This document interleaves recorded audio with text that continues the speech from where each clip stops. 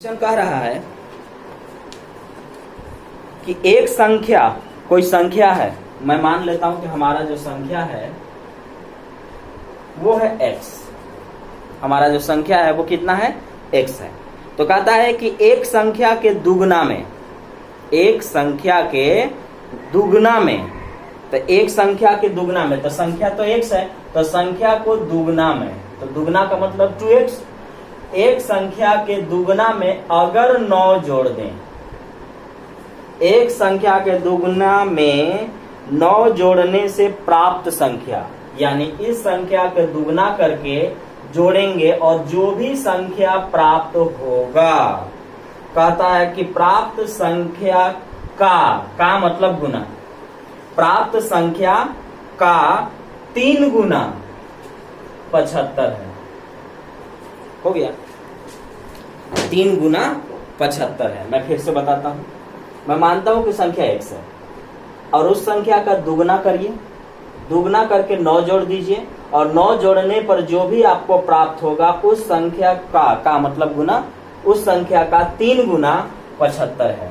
3 से काटिए, 25 बार में प्लस है, उधर जाएगा तो माइनस होगा, 25 में से 9 घटाइएगा 16 आएगा, यानी 2x बराबर में 16। तो x का वैल्यू 8 और आपने x का वैल्यू ही माना है, x का वैल्यू 8 आ गया, यानी वो संख्या कितना है? 8 है।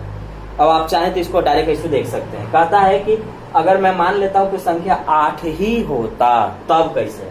तो कहता है कि 8 को दुगना कीजिए, तो 8 गुना के 16 और 16 में 9 जोड़िए, तो 16 और 9 25, 25 को 3 गुना करिएगा तो 75 नहीं आएगा। तो वही चीज आपसे कह रहा है कि आखिर वो संख्या क्या था? तो संख्या आपका x था जी। एक और क्वेश्चन करेंगे।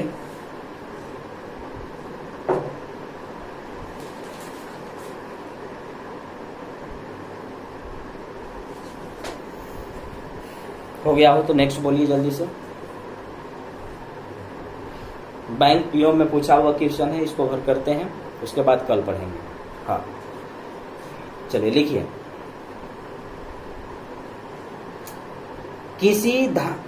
कौन सा है? हाँ, किसी धनात्मक पूर्णांक, धनात्मक पूर्णांक पॉजिटिव इंटीजर्स होता है,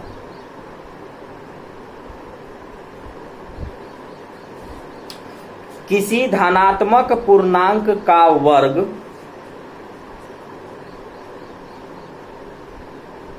अपने 5 गुने से 14 अधिक है।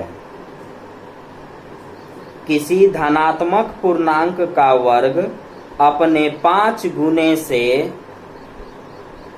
14 अधिक है, वह पूर्णांक क्या है? वह इंटीजर्स क्या है?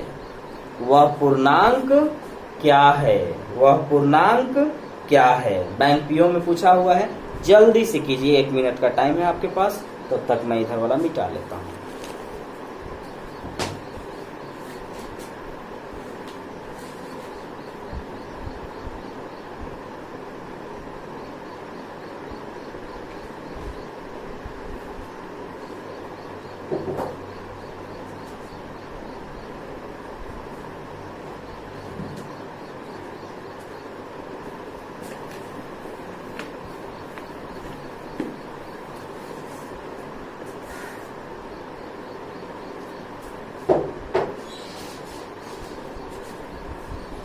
अब सुनिए, ये धनात्मक पूर्णांक दे करके आपका टेंशन बढ़ा दिया। आपको ऐसा महसूस होता होगा कि अब क्या माने? अरे कुछ नहीं जी, कोई भी पॉजिटिव नंबर मान लीजिए, कोई भी पॉजिटिव नंबर मान लीजिए, यानी माइनस नहीं मानना है। तो माइनस कोई नहीं मानता है, माइनस कोई नहीं मानता है।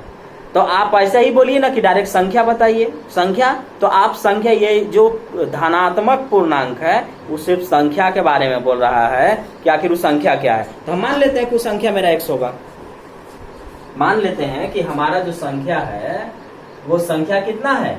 x है।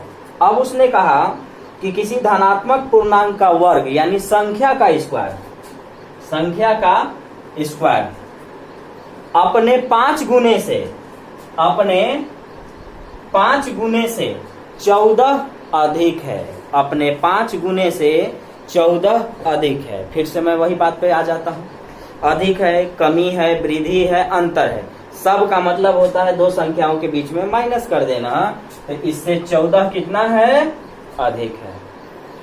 संख्या का वर्ग अपने 5 गुने से 14 अधिक है। इसका कहने का मतलब है कि इन दोनों संख्याओं के बीच में जो अंतर है वो 14 का है। इन दोनों संख्याओं के बीच में जो अंतर है वो कितने का है? 14 का है। ये प्लस इधर लाइए, माइनस हो जाएगा। तो x square minus 5x minus 14 बराबर में 0 दिख रहा है। क्वाड्रेटिक इक्वेशन आ गया। और क्वाड्रेटिक इक्वेशन का क्या नाम होता है?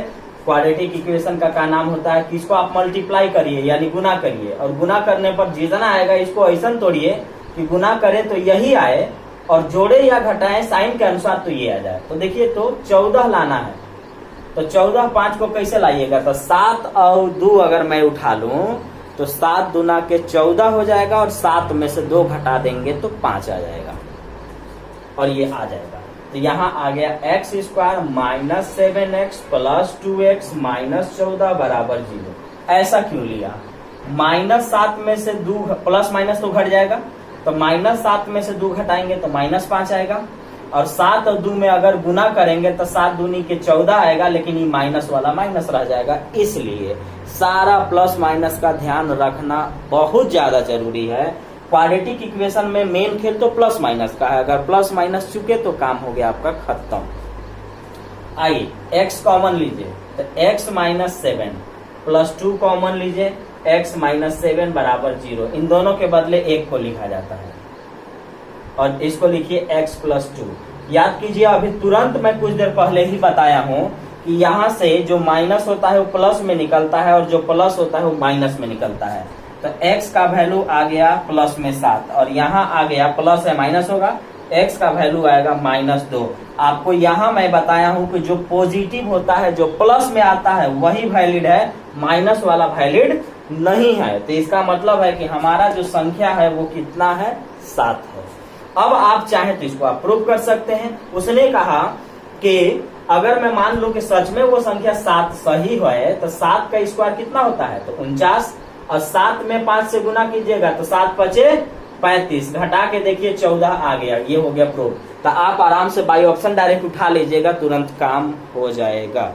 बाई ऑप्शन भी आप डायरेक्ट आराम से बना दीजिएगा, हो जाएगा। जैसे मान लीजिए कि अगर मैं 7 उठाऊंगा तो 7 का स्क्वायर कितना? 49, 7 में 5 से गुना करूंगा तो 7 5 35, क्या इन दोनों को घटाने पर 14 आएगा? तो हाँ, तो x का वैल्यू 7 ही है, वो हमारा आंसर हो गया। यानी हमें ये सब सॉल्व नहीं करना पड़ेगा, तुरंत आंसर आ जाएगा।